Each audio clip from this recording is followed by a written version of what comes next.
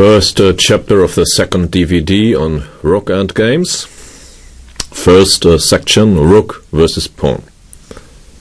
I start with positions favorable for the Rook, which are the very large majority, of course. And you should be able to master them quickly and easily over the board. And I think that is possible if you know some fundamental motives. I start with the cutoff. If the Rook cuts the defending king off on the 5th rank, like this, then the attacker always wins, regardless of the position of the attacking king. The reason is the king can never support the pawn now.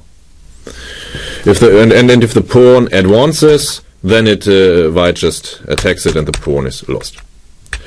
Of course, it's also possible if the rook would be on a6, the king on f7 and the pawn on g5, white would win as well by the same procedures. And if the rook would be on a7 and the king on g8 and the pawn on g6, it would be the same, of course. But if the king would be on f5, the pawn on g3 and the rook on a4, so the cutoff would be on the 4th rank, then it would be a draw if the attacking king is far away or not near enough, as then the pawn would advance and threatening to queen, and the rook must prevent this, and then the king would reunite with its pawn and draw easily. So this is critical that the cutoff is here on the 5th rank in this position from white's point of view. From black's point, it would be respectively changed, of course.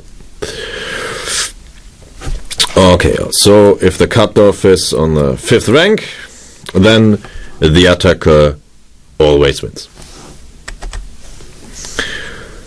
Now, two further very important motives: defense by stalemate or promotion to a knight if the pawn has already advanced to its 7th rank and is threatening to promote in a situation like this. If it's knight's pawn, G or a B pawn, then the defender can choose which defense he wants to apply. And I strongly urge you to use good technique and to use the defense by stalemate, of course.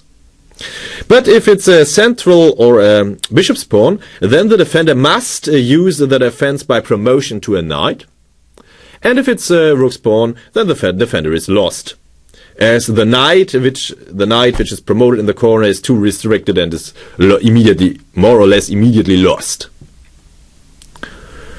So, after rook a2 check, in this case the defender should use good technique and the defense by stalemate, king g1. And now the game will be over in 2 or 3 moves, as it's now a stalemate or everything is exchanged. Rook g2 stalemate and the game's over. And you don't have to defend the endgame with king f1, king f3. Now you must promote to a knight, of course. And this is drawn, but difficult to defend over the board with only very little time. Even strong grandmasters have lost this endgame when very short of time. And this is why promote to a knight if you can draw immediately by a stalemate defense? No reason. But if you have a bishop or a central pawn, you must promote to a knight and you defend this. I will deal with such endgames on the 3rd DVD. But for reasons of self-containment, I'll have a short look here. Knight h3 is forced, of course. Oh, excuse me, knight h3 is forced. And now knight g1 is forced. The knight must remain united with the king. This is a key to the endgame. If the attacker managed to separate the knight from the king, then it has very, very good winning chances. It wins almost, a lot of times, almost all the times. And here, for example, after knight g5, think a moment for yourself. And white has many winning moves, but very strong is, for example, rook h6, which wins immediately by deadly Zugzwang, as the knight is completely dominated. These squares are all protected, and f7 is not available due to rook f6 check. And the king cannot move. After king e1, it's immediate mate, and the king cannot go to the g file due to the deadly pin. So black is immediately in complete Zugzwang, and the knight is lost immediately. But after knight g1, white cannot win. And it's no way to break black defenses. If you don't believe me, then you can try for yourself, analyze this for yourself, and or check with Fritz. But you, of course, use good technique in case of knight's pawn. Another very, very important motive for the attacker is the intermediate check, or also called Zwischenschach in German, which is sometimes also used in the English literature.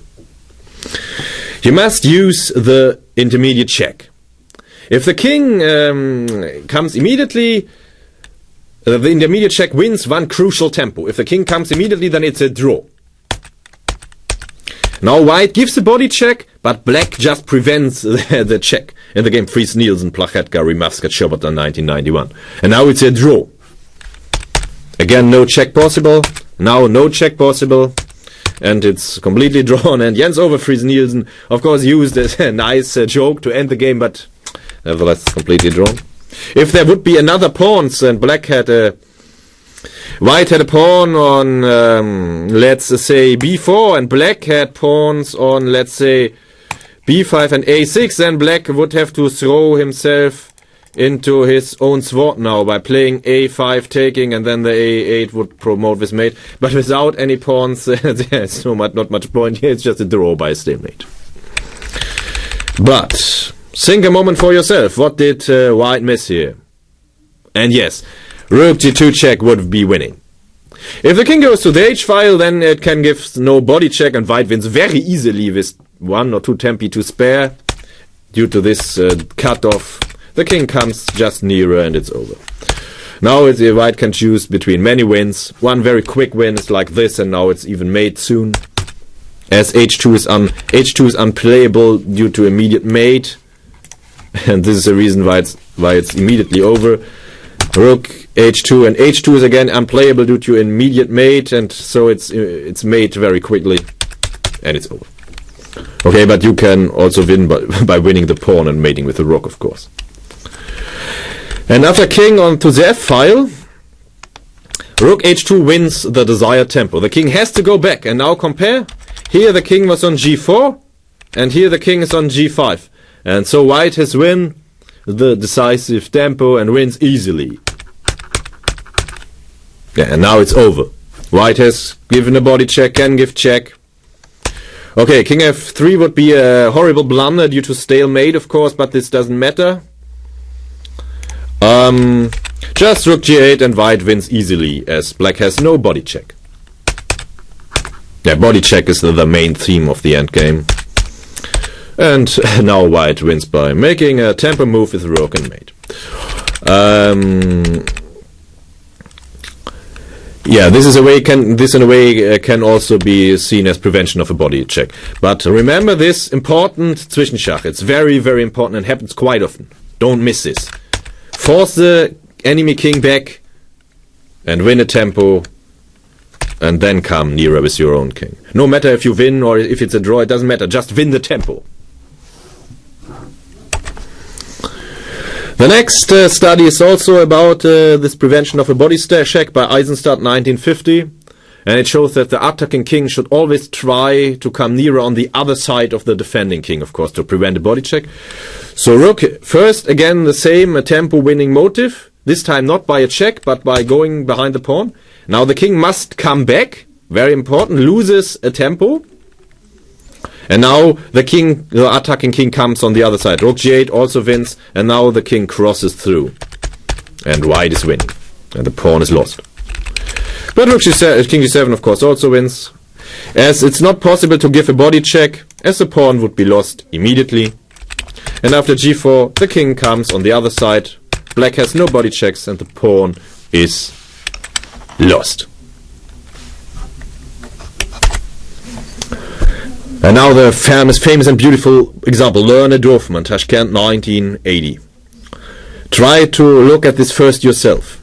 Learn a found white's only winning move. Can you do the same? And yes, prevention of the body check is more important than coming nearer with the king. The only winning move is rook f2. Very amazingly beautiful. Double exclaim. I now strongly suspect that Dorfman played king g6, but okay, different sources give different moves, and many sources give king h6. I should have asked, by the way, Joseph when he played for Hamburger's car team in the German Bundesliga. I missed this. So maybe I should do it in the future. But I strongly suspect that black played king g6, but it does make no real difference. King h6. Now the king comes near, of course. And now, if in case of this, Dorfman could also have won by the easy cutoff on the fifth, of course. As we know from example 6-1, this always wins. But with king on g6, it would not be playable. So now we would have transposed. But it doesn't matter. White wins easily nevertheless. And now it's over. Body check. And Dorfman resigned. And after g2, the usual finish would come. And the pawn is lost. And white wins.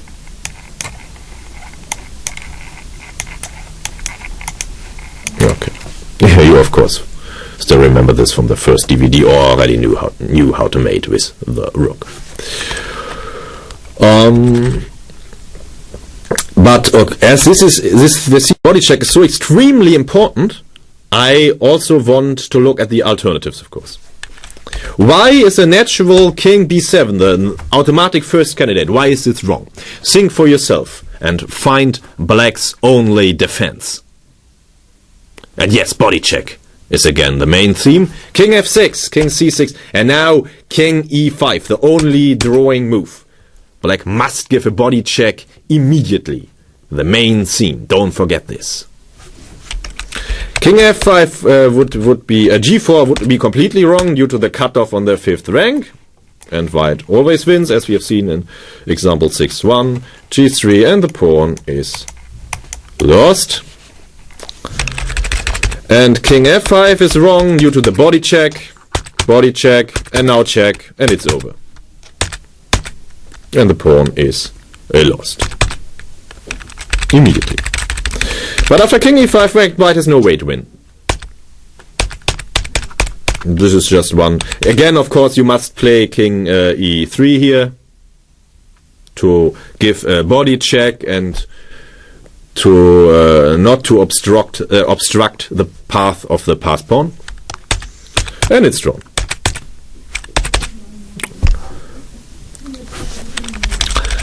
And why is rook a2 wrong with the idea to make a cutoff? Okay, g4 would be a complete blunder, of course, as we already know. Then the cutoff would win automatically. King h5, king b7, and now, again, try to find for yourself which is the only way for black to draw. And yes, of course, again, it's a body check. King g4, king c6, king f4. And now the body check secures the draw. And there's no way, this is no way to win. This is one sample line and black draws easily. And again, of course, this is necessary. Remember this, body check is more important than advancing the pawn as quickly as possible, as king h4 would lose. The king would now come unobstructed and white wins. And white wins the pawn soon, easily. So, study this example carefully until you really understood the importance of the body check. And the next famous study by Richard Rati from 1928 is also all about body check and advancing on the other side than the defending king. Try to solve it yourself. Why to move and win? And yes, rook d1 is wrong. Rook d2 or d3 to both do the job. Rook d1 is wrong, as after d4 white is on the wrong side of the reciprocal Zugzwang. black has the opposition.